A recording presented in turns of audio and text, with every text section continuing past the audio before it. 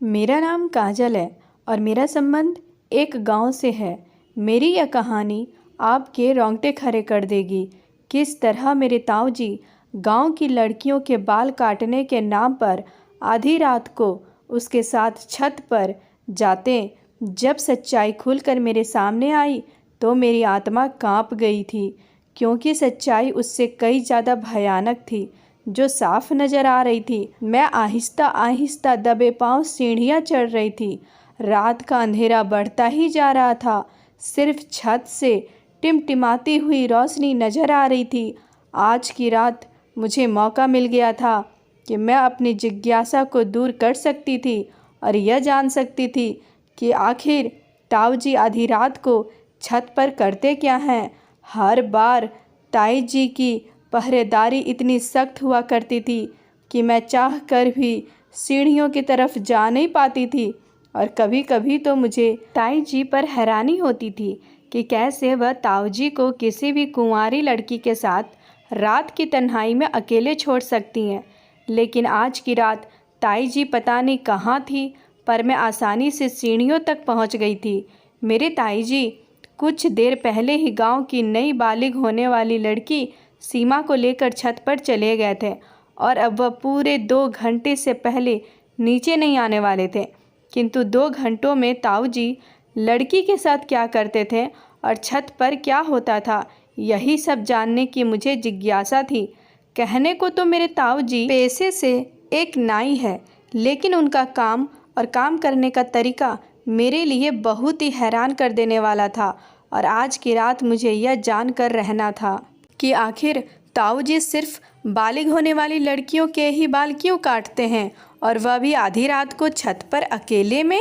ना ताई जी कभी खुद पर छत पर जाती है, ना लड़की के घर वालों में से किसी को साथ जाने दिया जाता है। मैं आधी सीढ़ियाँ चढ़ चुकी थी और इस राज से पर्दा उठने ही वाला था कि ताऊ जी निशा के साथ क्या करने वाले हैं कि पीछे से मेरी ताई जी की गर्जदार आवाज़ ने मुझे चौंकने पर मजबूर कर दिया था। हमेशा डरी सहमी और धीमे लहजे में बात करने वाली ताई जी की पहली बार मैंने ऐसी आवाज़ सुनी थी। मेरी जान निकल गई थी। जैसे ही मैंने पलट कर देखा तो वह मेरे सर पर आ पहुंची थी और मेरा हाथ पकड़कर गुस्से में मुझे खींचकर नीचे ले आई थी। उनका अंदाज ऐसा था जैसे वह मुझे कच्चा चबा जाएगी। वह गुस्से में मेरे बाजू को दबोचते हुए पूछ रही थी कि मैं ऊपर कहाँ जा रही थी। मैंने हकलाते हुए ताई जी से कह दिया कि मुझे नीचे घबराहट हो रही थी, इसलिए मैं छत पर जा रही हूँ। मेरी बात सुनकर ताई जी ने एक ज़ोरदार थप्पड़ मेरे मुंह पर मारा और कहने लगी, क्या तुम जानती नहीं हो आज निशा अपने बाल उतरवाने के लिए आई है? फिर तुमने छत पर जाने के बारे में सोचा भी कैसे? क्या तुम अपने ताऊ जी का काम बंद करवाना चाहती हो? क्या तुम जानती नहीं हो तुम्हें और तुम्हारे माँ को तुम्हारे ताऊ पाल रहे हैं? तुम्हारे बाप के मरने के बाद से तुम्हारे ताऊ जी ने तुम्हारी सारी जिम्मेदारी अपने सिर पर ले रखी है और तुम हो कि उनके काम के पीछे पड़ रही हो। तुम्हारे ताऊ बिल्कुल भी नहीं चाहते कि जब वह काम करे तो कोई उन्हें बीच में परेशान करे, यहाँ तक कि मैं भी नहीं। इसलिए मैं भी कभी ऊपर जाने की कोशिश नहीं करती। बेहतर है कि आज के बाद तुम भी मत जाना आधी रात के वक्त और इस तरह नज़र न आना, वरना अच्छा नहीं होगा और फिर मैं तुम्हारे ताऊ जी को तुम्हारी शिकायत करूँगी। ताई जी की बात सुनकर मैं बहुत ज़्यादा डर गई थी, क्योंकि ताऊ जी से तो वैसे ही मुझे डर लगता था और फिर उनकी अजीबोगरीब करतूत की वजह से भी मैं बहुत ज़्यादा परेशान रहती थी। अगर ऐसे में ताई जी उनसे मेरी किसी तरह की कोई शिकायत करती तो मेरे लिए और परेशानी खड़ी हो जाती। मैंने फ़ौरन ही ताई जी से माफ़ी मांगी और कहा कि आज के बाद मैं कभी ऐसी गलती नहीं करूँगी। ताई जी ने मुझे नरमी से कहा कि अपने कमरे में जाकर सो जाओ। मैंने सही मौका समझा और अपने कमरे की तरफ दौड़ लगा दी। कमरे में आकर भी मेरा दिमाग में यही बात घूम रही थी कि आखिर ताऊ जी को बाल उतारते वक्त इतनी तन्हाई की भी क्या ज़रूरत थी कि वह किसी तीसरे की दखलंदाजी बर्दाश्त नहीं कर सकते थे। जब गांव के दूसरा नाई वो बीच चौराहे पर अपनी कुर्सी डालकर बैठा रहता था और आधे गांव के बीच लोगों के बाल काटता था, उसे तो ना ही किसी तरह की तन्हाई की ज़रूरत थी और ना ही किसी के आने जाने से कोई परेशानी थी। लेकिन मेरे ताऊजी तो अलग ही तरह के नाई थे। दूसरों के ताऊ तो अपनी भतीजी से लाड प्यार करते थे, मगर मेरे ताऊजी तो सिर्फ़ और सिर्फ मुझ पर पाबंदियाँ लगाया करते थे।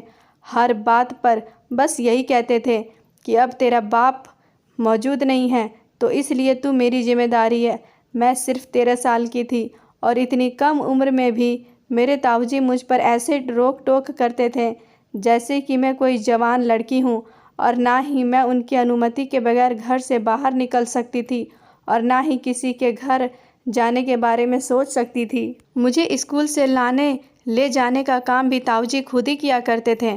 कभी कभी तो मुझे ताऊजी पर इतना गुस्सा आता कि मेरा दिल चाहता कि किसी तरह मैं उनसे अपनी जान छुड़वा लूं, लेकिन ताऊजी से तो मेरी जान भी नहीं छूट सकती थी, क्योंकि उनका नाई का काम था इतना अजीब कि कभी कभार महीने में एक बार वो बाल काटा करते थे, और वह भी हमारे ही घर के छत पर। बाकी सारा वक्त तो वह घर पर पड़े रहते और मुझ पर नज़र रखते थे। मेरे पापा बहुत पहले हमें छोड़कर ऊपर वाले के पास चले गए थे, इसलिए मेरी जिम्मेदारी मेरे ताऊजी के कंधों पर ही थी, और इसी वजह से ताऊजी मुझ पर अपना पूरा हक समझते थे।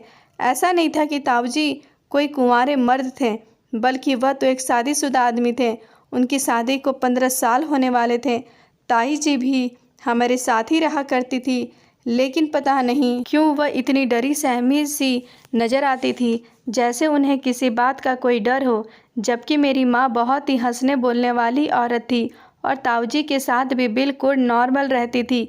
ना ही उन्हें ताऊजी से डर लगता था और ना ही ताऊजी से झिझकती थी, जबकि ताऊजी के आगे तो ताईजी की जान निकलती थी। ताऊजी से नज़र मिलाकर बात तक नहीं कर सकती थी, बल्कि खामोशी से उनके हर हुक्म के आगे सर झुका देती थी। शायद इसकी वजह से भी थी कि शादी के 15 साल बाद भी उनकी गोद खाली थी। वो ताऊजी को औलाद ना दे सकी थी। जो भी था, मुझे अपने ताऊ एक आँख नहीं भाते थे, क्योंकि उनकी वजह से मेरा बचपन भी जवान लड़कियों की तरह गुजर रहा था। और जैसे जैसे मुझे समझ आई और पता चला कि मेरे ताऊजी क्या काम करते हैं, तो मैं हैरान रह गई थी, क्योंकि मेरे ताऊजी मर्द होकर भी मर्दों के बाल नहीं काटा करते थे, बल्कि वह तो लड़कियों के बाल काटते थे, और भी ऐसी लड़कियों के जो बालिग हो जाया करती थी। यह बात मेरे लिए बहुत हैरान कर देने वाली थी, और जब से मुझे इस बात का पता चला था, मेरे अंदर जिज्ञासा सी पैदा हो गई थी कि ताऊजी ऐसा क्यों करते हैं। कई बार मैंने सोचा कि ताऊजी को किसी लड़की के बाल काटते हुए देखूंगी, लेकिन ताऊजी का तो तरीका भी बिल्कुल अलग था। वह आधी रात को बालिग लड़की को घर बुलाते हैं और उसे अपने साथ छत पर ले जाते हैं और वहां ले जाकर उसके बाल काटते थे। सारे गांव में यह मशहूर था कि ताऊजी जिस भी लड़की के बाल काटते हैं उसकी जवानी बहुत खूबसूरत होती है और उसके नसीब जाग जाते हैं, क्योंकि उस लड़की की शादी किसी बहुत ही अच्छी जगह पर हो जाती है। इसलिए लोग खुशी खुशी अपनी जवान लड़कियों के ताऊजी के पास लाया करते थे ताकि उनकी बेटियों की किस्मत बदल जाए। लेकिन यह बात मेरी समझ से बाहर थी कि ताऊजी से बाल कटवाने से किसी लड़की के नसीब कैसे बदल सकते थे, और वह भी आधी रात को अकेले में। कई बार मैंने इस हकीकत को जानने की कोशिश भी की थी, ताऊजी लड़की के बाल किस तरह काटते हैं और आधी रात को छत पर क्यों ले जाते हैं, लेकिन कभी भी मुझे यह जानने का मौका नहीं मिला, क्योंकि जब भी ताऊजी किसी लड़की के बाल काटने के लिए छत पर जाते थे तो ताईजी सीढ़ियों पर पहरेदार करना शुरू कर देती थी और किसी को छत पर ना जाने देती थी। मेरी सहेली रिया बालिग हुई तो गांव की दूसरी लड़कियों की तरह उसे भी ताईजी के पास लाया गया। मैं यह सोचकर खुश हो गई कि चलो रिया से अगली सुबह इस बारे में बात करूंगी तो मुझे पता चलेगा कि ताऊ जी ने उसे छत पर ले जाकर उसके बाल कैसे काटे। लेकिन अगले दिन जब वह स्कूल आई तो वह बिल्कुल खामोश थी। मेरे सवाल करने पर भी उसने कोई जवाब न दिया, बल्कि सारा वक्त गुमसुम सी क्लास में बैठी रही। मैं हैरान थी कि इतनी शरारती और चुलबुली रिया को अचानक से क्या हो गया है। घर आकर यही बात मैंने माँ से कही तो माँ हंसकर कहने लगी, बेवकूफ़, अब वह बालिग हो गई है और ऐसे में लड़कियों में बहुत ज़्यादा बदलाव आ जाते हैं, इसलिए शायद वह भी अपनी माँ के कहने पर चुपचाप बैठी हो। अब तो उसके सर पर बाल भी नहीं हैं, शायद इसलिए झिझक रही होगी। माँ की बात सुनकर मैं संतुष्ट हो गई थी। वाकई 14 साल की रिया बहुत ही अजीब सी लग रही थी और क्लास के सब बच्चे भी उसे लगातार चिढ़ा रहे थे। हो सकता है वो शर्मिंदगी के मारे सारा वक्त खामोश रही हो, मगर मुझे क्या पता था कि उसकी खामोशी के पीछे क्या राज है। जब कुछ वक्त तक यही सिलसिला चलता रहा तो मैंने चोरी चुपके छत पर जाने की बहुत बार कोशिश की, लेकिन हर बार ताई जी के आगे आ जाती या फिर माँ ही मुझे डांट कर कह दिया करती थी कि अपने ताऊ जी के काम में दखलंदाजी ना किया करो। तुम्हारे ताई जी, उन्होंने तुम्हारे पापा के मरने के बाद हमारा पेट पाला। वह अगर तुम्हें डांटा भी करते हैं तो बर्दाश्त कर लिया करो, क्योंकि वह हमारा भला ही चाहेंगे। शुरू शुरू में मुझे माँ की बात बिल्कुल भी समझ नहीं आती थी, लेकिन फिर धीरे धीरे मुझे एहसास हुआ कि मेरी माँ एक विधवा औरत थी जिसे पूछने वाला और कोई नहीं था। नाना नानी मर चुके थे और मेरे मामा जी दूसरे शहर में रहते थे। उन्होंने कभी पलटकर हमारा हाल तक नहीं पूछा था। ऐसे में ताऊजी ही थे जो हर वक्त माँ के साथ खड़े रहे थे। यहाँ तक कि अपनी शादीशुदा होने के बाद भी उन्होंने मेरे और माँ के खर्चे में कभी कोई रुकावट नहीं डाली थी, बल्कि वह तो अपने परिवार से बढ़कर हमारा ख्याल रखते थे और ताई जी को भी हमारे साथ रहने पर कोई ऐतराज़ नहीं था। यही वजह थी कि माँ उन दोनों पति पत्नी को सर आँखों पर बैठा कर रखती थी। सारे गांव वाले भी ताऊजी के बहुत इज्जत करते थे, क्योंकि ताऊजी एक बहुत ही नरम मिजाज इंसान है। पर उनकी सारी डांट मेरे लिए ही थी, लेकिन माँ का कहना था कि इसमें भी उनकी मोहब्बत छुपी हुई है। खुद बे औलाद हैं, इसलिए वह औलाद की कमी को मुझसे पूरी करना चाहते हैं। जब मैंने यह बात सुनी तो मुझे भी यह बात अच्छी लगी कि अगर ताऊजी का सहारा हमारे साथ ना होता तो शायद हम दोनों माँ बेटी आज इस गाँव में बेसहारा और मोहताजी की ज़िंदगी गुजार रहे होते। जिस रात मैंने ताऊजी से वादा किया था कि मैं कभी दोबारा ताऊजी के काम में टांग नहीं लड़ाऊंगी, उस रात के बाद मैंने कभी छत पर जाने के बारे में सोचा भी नहीं था। मैं डर गई थी कि अगर ताई जी ताऊजी से मेरी शिकायत कर देती तो मैं और मेरी माँ कहाँ जाती। ताऊजी का काम पहले की तरह ही चल रहा था।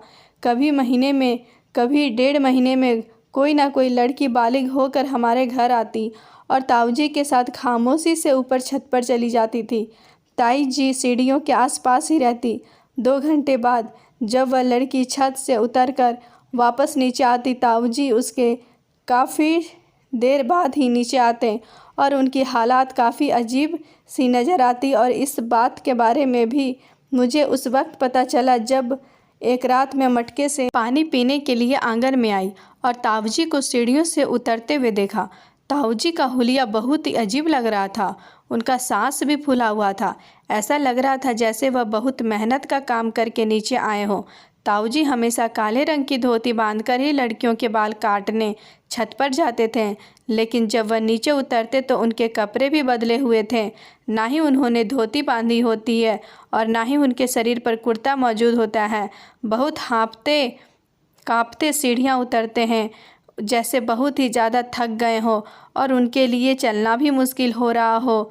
और फिर मुझे याद आया कि जब भी ताऊजी किसी लड़की के बाल काटते हैं तो पूरा दिन कमरे में बंद रहते थे और ताई जी को भी कमरे में जाने की अनुमति नहीं देती थी। आखिर 2 घंटे बाल काटने के बाद ताऊजी इतना भी कैसे थक जाया करते थे कि सारा दिन कमरे से नहीं निकला करते थे।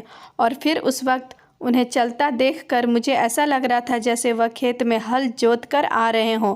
ताऊजी को देखते हुए मैं छुप गई थी और ताऊजी के कमरे में चले गए थे। हमेशा की तरह अगले दिन ताई कमरे से बाहर थी और ताऊजी कमरा बंद करके सो रहे थे। मेरे स्कूल की छुट्टी थी, इसलिए उन्हें मेरी भी फिक्र नहीं थी और माँ भी गांव में किसी की तबीयत पूछने के लिए गई हुई थी कि तभी मैं किसी काम से बाहर किचन में गई तो मैंने ताई जी को दुपट्टे में छुपकर आंसू बहाते देखा। यह पहली बार था जब मैंने ताई जी को इस तरह रोते हुए देखा था। मैं फ़ौरन भागकर ताई जी के पास गई और पूछा, क्या हुआ ताई जी, आप रो क्यों रही हैं? मेरी बात सुनकर ताई जी ने जल्दी से अपने आंसू दुपट्टे के पल्लू से साफ कर दिया और कहने लगी, नहीं पगली, मैं कहाँ रो रही हूँ, तुम बताओ तुम्हें क्या चाहिए। मैं अच्छी तरह जानती थी कि ताई जी रो रही थी और इसी बात ने मुझे न सिर्फ दुखी कर दिया था बल्कि मैं बहुत ज़्यादा परेशान भी हो गई थी कि ऐसी कौन सी बात है जिसकी वजह से ताऊ जी से छुप छुप कर रोना पड़ रहा था। मुझे ताऊ जी से नफ़रत का एहसास हो रहा था कि शायद यह ताऊ जी ही हैं जिनकी वजह से ताई जी छुप छुप कर आंसू बहा रही थी। उस दिन के बाद से मैं ताई जी पे नज़र रखने लगी थी। जब भी ताऊ जी किसी लड़की के बाल काट कर सीढ़ियाँ उतर कर नीचे आते तो उनके चेहरे पर थकान के असर साफ दिखाई देते थे। मेरी ज़िंदगी में भी वह दिन आ गया जब मैं भी जवान हो गई। उस दिन मेरी माँ ने मेरा माथा चूमा और कहने लगी, मैं चाहती हूँ गांव की सभी लड़कियों की तरह तेरे ताऊ के हाथों तेरी किस्मत भी चमक जाए। माँ की बात सुनते ही मेरी जान निकल गई। अब माँ मुझे भी बाल कटवाने के लिए ताऊ जी के हवाले करने जा रही थी। 14 साल की उम्र में गंजी होना मेरे लिए बहुत ही शर्मिंदगी की बात थी। मैं यह सोचकर परेशान थी कि गांव की दूसरी लड़कियों की तरह मुझे भी सबका मजाक का निशाना बनना था।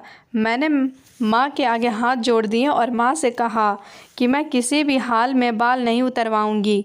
मेरा इनकार सुनकर माँ ने ज़ोर से कहा, क्या तुम नहीं जानती तेरे ताऊजी की वजह से कैसे गांव की लड़कियों की किस्मत बदल जाती है?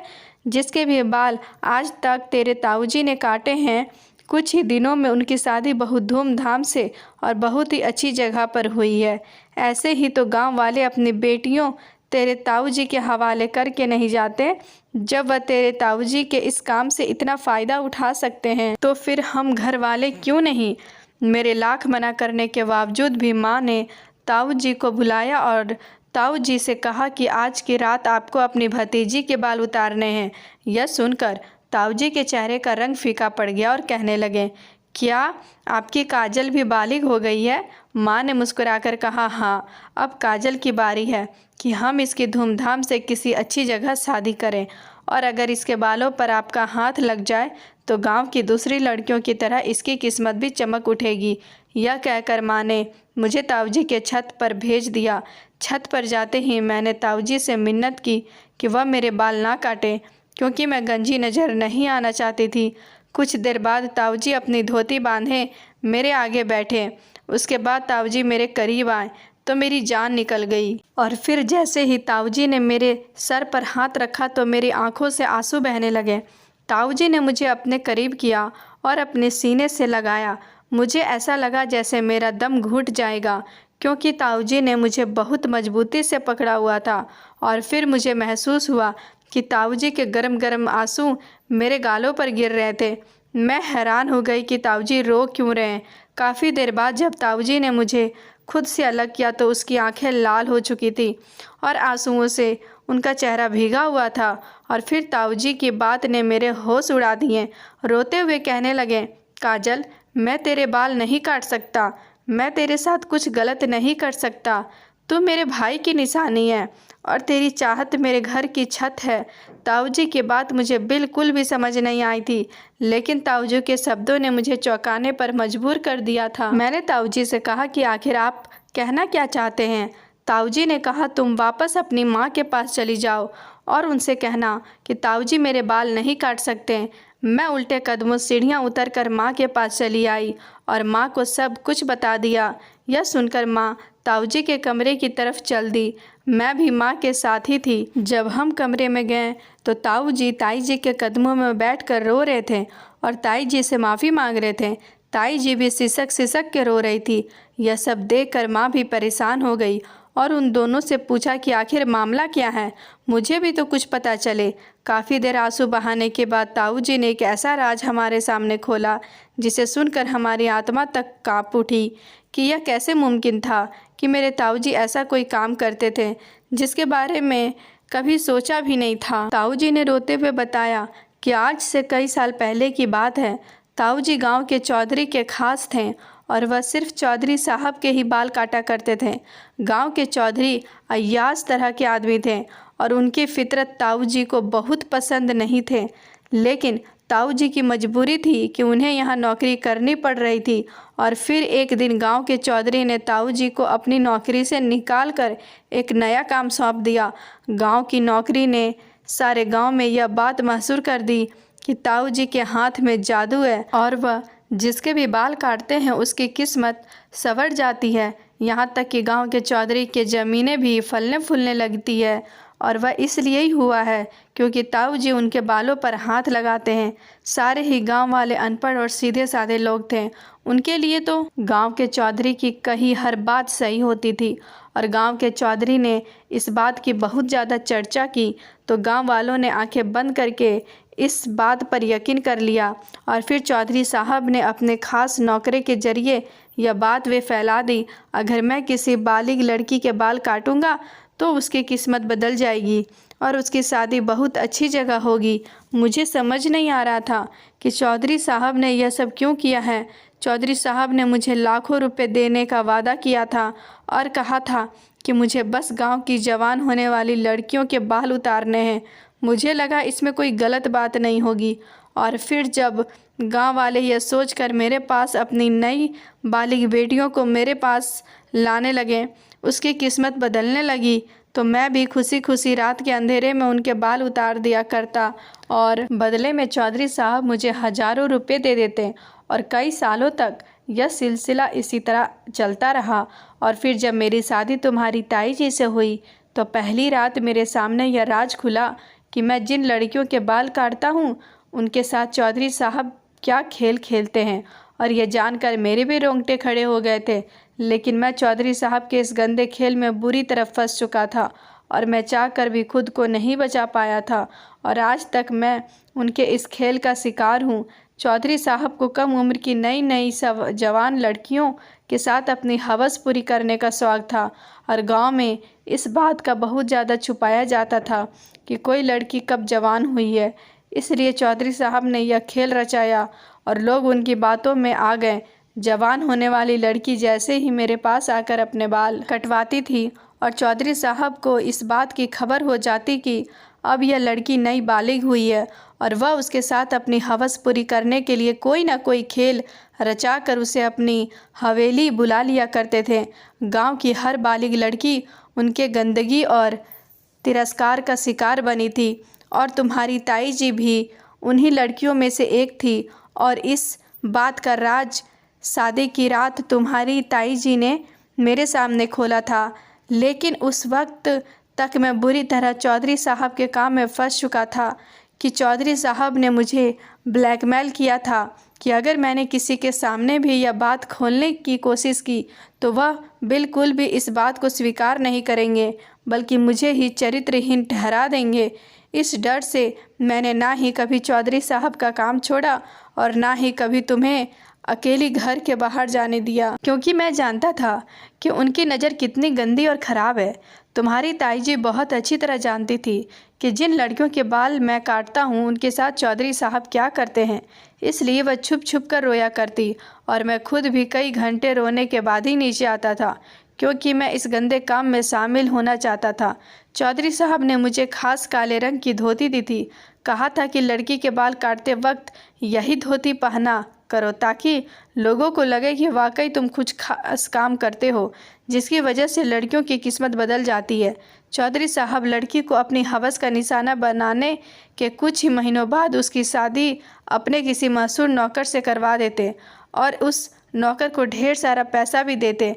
इस तरह उस लड़की की ज़िंदगी संवर जाती। चौधरी साहब के पास पैसे की कोई कमी नहीं थी, इसलिए अपनी अय्यासी पर आंख बंद करके पैसा लुटा रहे थे और मैं उनके हाथों की कठपुतली बन चुका था। लेकिन मैं तुम्हारे बाल काट कर चौधरी साहब को यह खबर नहीं पहुंचाना चाहता था कि तुम भी जवान हो चुकी हो, क्योंकि मैं जानता हूं किस तरह तुम भी उनके जुल्म से नहीं बच पाओगी। ताऊ जी की बात सुनकर मैं और माँ रोने लगे थे। हमें तो इस चीज़ की कोई खबर ही नहीं थी। माँ दूसरे गांव से शादी होकर यहाँ आई थी, इसलिए उन्हें भी चौधरी साहब के बारे में कुछ पता नहीं था। मुझे तो ताऊ जी को अपने ऊपर नज़र रखना और उनका हमेशा पाबंदियाँ लगाना हमेशा बुरा लगता था। लेकिन अब मैं सोच रही थी कि ताऊ जी मुझसे कितनी मोहब्बत करते थे, जो मुझे चौधरी साहब से बचाने के लिए किस कदर कोशिश करते रहे थे। ताऊ जी ने हमसे वादा किया कि वह मेरी इज्जत पर आँच नहीं आने देंगे और ना ही आइंदा गांव की दूसरी लड़कियों की बर्बादी का जरिया बनेंगे। ताऊ जी ने रोते हुए माँ और ताई जी से कहा कि अपना सामान बांध लो, हम इस गांव को छोड़कर कहीं दूर चले जाएंगे और जाने से पहले मैं गांव के मास्टर के नाम एक खत लिख दूंगा जिसमें सारी हकीकत लिख दूंगा। गांव के मास्टर एक समझदार आदमी हैं, खामोशी से गांव वालों को यह बात समझा देंगे और यह किस्सा हमेशा के लिए ख़त्म हो जाएगा। मैं, माँ, ताईजी और ताऊजी कोई भी नहीं जानता था कि आगे हमारी मंजिल क्या है। ताऊजी ने कदम बढ़ाया, इसलिए हमें यकीन था कि ऊपर वाला हमारी मदद ज़रूर करेगा। ताऊजी ने गांव के मास्टर के नाम पर एक लंबा सा खत लिखा जिसमें उन्होंने हर एक बात साफ साफ लिखी थी ताकि हमारे जाने के बाद कोई गांव वाला चौधरी साहब की बातों में ना आ सके। फिर कोई लड़की बाल कटवा कर या किसी और तरीके से चौधरी साहब तक ना खबर पहुंचाए कि वह जवान और बालिग हो चुकी है और उनकी हवस का निशाना बनने के लिए तैयार है। मुझे आज भी अच्छी तरह से वह बात याद है कि जब भी कोई लड़की बालिग होने के बाद गंजी होती और फिर कुछ दिनों के बाद स्कूल आती तो वह किस कदर डरी सहमी और खामोश होती है। मुझे हमेशा लगता था कि यह सब इसलिए है क्योंकि वह गंजी होकर आई है और आपने इसी गंजेपन की वजह से परेशान है। लेकिन यह राज तो अब खुला था। वह चौधरी साहब की हवस का निशाना बन चुकी थी और मेरे ताऊजी, जिन्हें मैं बहुत ही गलत समझती थी, दरअसल वह खुद भी एक तकलीफ़ का शिकार थे। और जब हम यह गांव छोड़कर जा रहे थे तो मेरे ताऊजी के चेहरे पर सुकून ही सुकून था। आज भी अक्सर गांव में ऐसे बहुत से चौधरी और गंदे लोग मौजूद हैं जो इस तरह की हरकतों में शामिल है और सीधे सीधे गांव वाले उन्हें घटिया काम और उनकी करतूत नहीं जानते हैं। शहरी लोगों को चाहिए कि वह देहातों में पढ़ाई और शोर के सिलसिले को आगे बढ़ाएं ताकि सीधे सीधे और भोले भाले गांव वाले ऐसी घटिया सोच के लोगों को खुद से बचा सके। दोस्तों, आपको ये कहानी कैसी लगी हमें कमेंट करके ज़रूर बताएं। कहानी अच्छी लगी हो तो चैनल को सब्सक्राइब, वीडियो को एक लाइक ज़रूर करें। धन्यवाद दोस्तों, कल मिलते हैं एक नई कहानी के साथ। तब तक अपना ख्याल रखें।